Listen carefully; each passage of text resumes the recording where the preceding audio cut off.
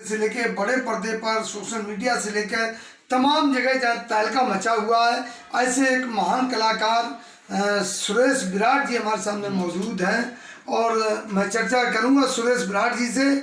और आपकी जानकारी के लिए बता दूं कि ये एक फिल्म कलाकार होने के साथ साथ एक बहुत बड़े सामाजिक कार्यकर्ता भी हैं। समाज में किसी भी तरह की किसी आपदा है, चाहे प्राकृतिक आपदा, पीछे अभी प्राकृतिक आपदाएं आई उनमें भी बढ़ चढ़ कर सहयोग लिया, या कोई भी मानवता की इंसानियत की सेवा है उसमें भी पूरा सहयोग करते हैं। हमारे साथ सुरेश विराट जी हैं। सुरेश जी स्वागत है आपका।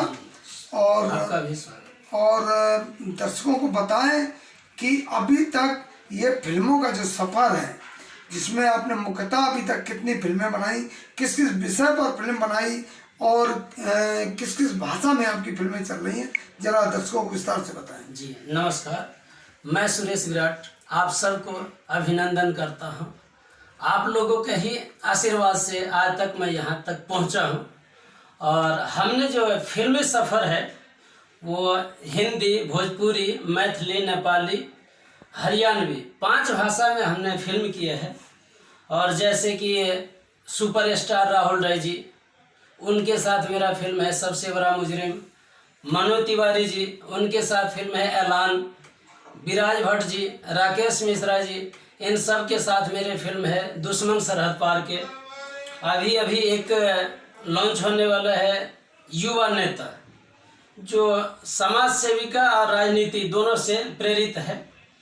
और अभी हम एक फिल्म बनाने जा रहे हैं जिसका नाम है मुखिया बनल व्यापारी।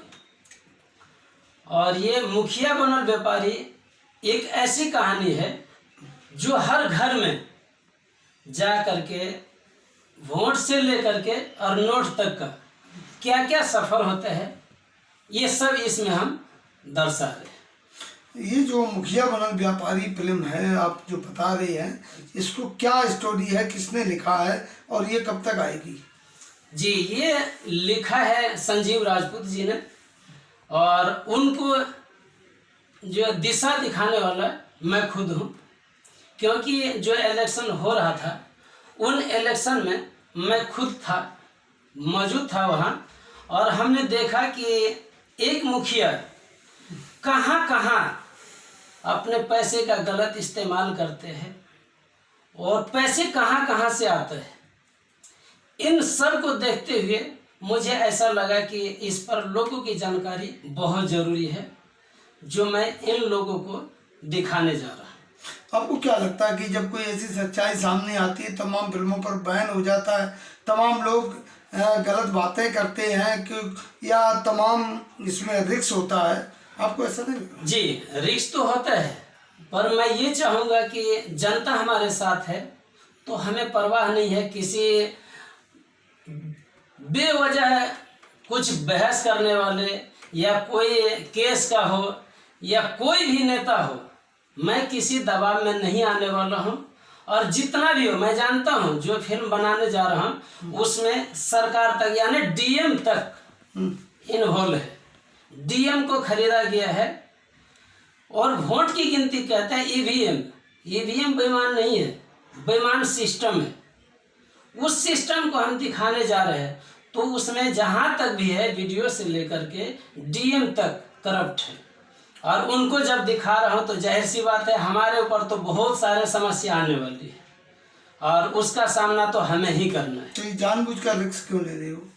बस ये कि समाज में सबको दिखे। अगर एक कुर्बान होकर के अगर सब सीख जाए तो वो हम समझेंगे हम सफल हो गए। अच्छा सुरेश जी, सीधा सवाल आपसे ये, आपने 5 भाषाओं में फिल्में बनाई जैसा अभी आपने बताया, तो कैसे सब मैनेज करते हैं? क्योंकि मुख्य भाषा आपकी तो मैथिली है। देखिए, कलाकार का नाम फुल फॉर्म यही होता है, जिसको सारे कला आते हैं उसे कलाकार कहते हैं। अगर आप कहेंगे नहीं मैं तो सिर्फ खाना बना रही हूँ तो और काम नहीं आता मुझे, तो फिर वो हाउसवाइफ नहीं हो सकता। अगर आप एक बिजनेस कर रहे हो, कहोगे कि नहीं इस बिजनेस को ख़त्म होने के बाद मैं कुछ नहीं हूँ, तो फिर क्या होगा? फिर तो वो बिजनेसमैन नहीं है। बिजनेसमैन वही है जो एक बिजनेस उसका टूट जाए दूसरा बिजनेस पकड़ लो। तो हमारे फिल्म से लेकर के और होटल भी हमारे बाहर गए दिल्ली के अंदर में है, रेस्टोरेंट भी है। हम सब कुछ मैनेज करते हुए भी सब भाषा में हमें एक बार स्क्रिप्ट दे दिया जाता है, उनको देखते हुए हम दर्शाते हैं। और जहाँ तक है कि मैनेज, तो मैनेज जब तक आप किसी चीज़ के लिए समय नहीं निकालोगे तो फिर कामयाबी कहाँ। एक बंद घड़ी भी 2 बार समय बताता है एक दिन में। तो अगर समय के हिसाब से आप चलेंगे तो सब कुछ आपके साथ है, अगर समय को आप धोखा देंगे तो दुनिया आपको धोखा देगी। अच्छा सुरेश जी, आपसे निजी सवाल है कि आपको ये फिल्मों की प्रेरणा कहाँ से मिली? ये बहुत लंबी कहानी है। हमारे बड़े भाई साहब है, वो रामलीला और नाटक कंपनी का मालिक भी है और एक्टर भी है रामलीला में। तो वहाँ हमारे दोनों भाई में बहस हो गए कि तुम मेरे जैसे नहीं कर सकते। मैंने कहा मैं कर सकता हूँ, मैं कुछ भी कर सकता हूँ, मैं होटल भी चला सकता हूँ और आपके ये नाटक है रामलीला है ये भी कर सकता हूँ। और मैंने 12 दिन रामलीला में लक्ष्मण का रोल करके दिया, और जो हमने लक्ष्मण का रोल किया इतना पसंद आया लोगों को कि आज तक मुझे वहाँ लक्ष्मण लक्ष्मण ही कहते हैं, जहाँ हमने लक्ष्मण का रोल रामलीला में किया था। उसके बाद हमारे भाई साहब को हम कह के आए कि भाई साहब आप जो चैलेंज किए हो, मैं आपसे कुछ अलग करके हट के, जो हम मर भी गए वो गवाह रहेगा, ऐसा मैं करके दिखाऊंगा। और फिर वहाँ से मैं दिल्ली आकर फिल्म लाइन का रास्ता पकड़ लिया। तो क्या लगता है, इतना लंबा सफ़र आपने एक चैलेंज एक्सेप्ट किया अपने भाई के साथ और आप फिल्मी दुनिया में आए, इतना बड़ा कैरियर आपने बिजनेस के साथ साथ फिल्मों का भी, तो इसको एक जुनून कहूँ या एक बिजनेस कहूँ? ये हमारे बिजनेस नहीं कहेंगे, ये हमारे किस्मत भी है। सबसे पहले तो मैं अपने किस्मत पे ही वो कहूँगा कि मेरे किस्मत ही है जो यहाँ तक लाया, और ऊपर वाले ने मेरे सारे मनोकामना पूरा किया।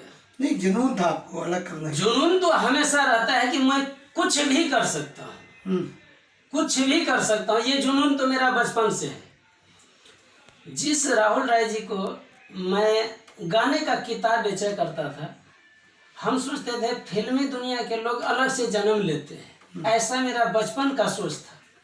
और उन राहुल राय जी के साथ हमने फिल्मों में काम किया, तो ये हमारे लिए किस्मत की ही बात है। सबसे पहले अगर आपके किस्मत साथ नहीं देंगे, ठीक है कर्म जरूरी है, अगर आप कर्म नहीं करेंगे तो किस्मत आपके साथ नहीं है। इसीलिए कर्म कीजिए और फल की चिंता मत कीजिए। कर्म नहीं करेंगे, आज चोर भी जाता है कहीं चोरी करने तो मंदिर में कह के जाता है कि हे भगवान, हे खुदा, हमें आज अगर हाथ लग जाएगा तो मैं 500 रुपये का लड्डू चढ़ाऊंगा। जिस रोज पकड़े जाते हैं उस रोज कहते हैं आज के बाद मंदिर में नहीं आऊँगा। तो कर्म अपना अपना है। अच्छा सुरेश जी, हर फील्ड में कोई ना कोई एक बॉस होता है, उस्ताद होता है, एक ऐसा आदमी होता है जो दिशा दिखाता है। आप किसको मानते हैं? जी, अगर मैं मानता हूँ तो मेरे गुरुजी भी है, वो भाई हमें मानते हैं, पर मैं उनको गुरुजी मानता हूँ, वो है जोगिंदर तिवारी जी। उनसे आपको प्रेरणा मिली? जी, और उन्होंने ही इस लाइन में मुझे लाने की अनुमति भी दिया और फिल्म में काम भी दिया। तो इसीलिए मेरे गुरुजी है जोगिंदर तिवारी जी, और दूसरा है राहुल राय जी, जो उन्होंने हमारे फिल्म की शूटिंग चल रही थी ऐलान, मनोज तिवारी जी भी बैठे हुए थे और वहाँ से उठ करके हमारे पास आए कि सुरेश तुम बहुत आगे तक जाओगे, अच्छा एक्टिंग कर रहे हो। तो वहाँ से जो है मुझे उनकी हिम्मत मिली, ऐसा लगा जैसे कोई ऐसे आशीर्वाद दे दिया जैसे भगवान हो और बोला कि जा तू, तेरा कल्याण है, तू जिंदगी में खुश रहेगा, जो मांगेगा मिलेगा। ये था हमारे। अंत में क्या कहना चाहेंगे, जो आपकी फिल्में आ रही हैं आगे आने वाली, हमारे दर्शकों को क्या संदेश देंगे? हम तो यही कहेंगे कि हम सच्चाई दिखाएंगे, इसके लिए हमें जो भी हो जाए, जो भी करना पड़े, पर हम सच्चाई दिखाएंगे। हर घर, हर बिजनेसमैन ये फिल्म देखेंगे, मुखिया बनल व्यापारी, और वो कैसा व्यापारी है और वो पैसे को कैसे कैसे नचाता है, इंसान को कैसे कैसे नचाता है, घुमाता है। सब कुछ इसमें पैसे ही है। आदमी का कोई गिनती नहीं है, पैसे की गिनती है। जितना पैसे है, जिसके पास पैसे है वो जीत जाता है। ये सिस्टम है। और ख़ास करके जो बिहार का सिस्टम है, हम मोदी जी या योगी जी की बात नहीं कर रहे हैं, ना बीजेपी तो की बात आप कर ये रहे हैं। बताइए, जो मैं आपको रोकना चाहूँगा, जिस तरीके से आपने कहा कि बिहार का सिस्टम, आप किसी पर्टिकुलर राज्य को लेकर या देश भर में जो पॉलिटिक्स है उसको लेकर बनाने जा रहे हैं फिल्म? हम तो पूरे देश के हिसाब से चल रहे हैं कि हमारे भारत में देखें कि क्या क्या हो रहा है। पर जो अभी मैं खुद देख के आया हूँ, बिहार में जो सिस्टम है वो सिस्टम मुझे सबसे घटिया लगा। और नीतीश जी के राज में इस तरह कभी लालू के राज में हुआ करता था। लेकिन आज मैं बहुत दुख के साथ कहता हूँ कि ये नीतीश के राज में हो रहा है। काम बहुत अच्छा किया है, लेकिन जो करप्ट है आज के डेट में, जिसको अंगूठा लगाना नहीं आता, वो स्कूल में टीचर है। आप चेक करेंगे तो उनको अभी तक ये 1 वीक का क्या होता है, सैटरडे संडे में। आप जिस तरीके से लगातार बात कर रहे हैं बिहार की, तो आप क्यों ना बिहार पे बनाई जाए फिल्म? बिहार में ही बना रहा हूँ फिल्म, और बिहार के ऊपर आपने ये कहा था ना कि हम नेशनल लेवल में नेशनल की एक तरफ पॉलिटिक्स दिखाएंगे इसमें। ज्यादातर पे हम शूट कर रहे हैं वही एक ही जिला का, लेकिन देखेंगे तो पूरे भारत देखेगा। मेरे कहने का मतलब ये है, एक तो होता है जैसे जिला गाजियाबाद आई तो वहाँ दिखाया गया, उड़ता पंजाब आई पर्टिकुलर दिखाया गया, तो आप भी क्यों ना एक बिहार को लेकर ही कि बिहार की राजनीति में ऐसे होता, उसको लेकर बना। वो समय आएगा तो वो भी बनेगा। लेकिन फिलहाल जो हमने देखा है वो सबको दिखाना चाह रहे हैं कि मुखिया बनल व्यापारी कैसे। हमें इस सिस्टम को बदलना पड़ेगा और हम अकेले नहीं बदल सकते, घर घर जा कर के हम नहीं समझा सकते। एक फिल्म ही रास्ता है और दूसरा मीडिया है। ये दो जो चाहेंगे वो सब कुछ कर सकते हैं। इम्पॉसिबल को भी पॉसिबल कोई कर सकता है, तो वो न्यूज है और दूसरा फिल्म है जो हम दर्शाते हैं। तो साथियों, देखा ये थे सुरेश विराट जी हमारे साथ, इन्होंने बखूबी बताया। और जो फिल्म इनकी आ रही है मुखिया बनल व्यापारी, उसमें तमाम जो गड़बड़ियां हैं, जिस तरह की आज राजनीति में चल रहा है, खरीद फरोख्त की बात करें या सिस्टम की करप्शन की बात करें, वो सारी चीज़ें दर्शाई गई हैं। तो आप लोग इनकी आने वाली फिल्म मुखिया बनल व्यापारी जरूर देखें। और साथियों, ज़्यादा से ज़्यादा इस वीडियो को लाइक शेयर कमेंट भी करें। धन्यवाद।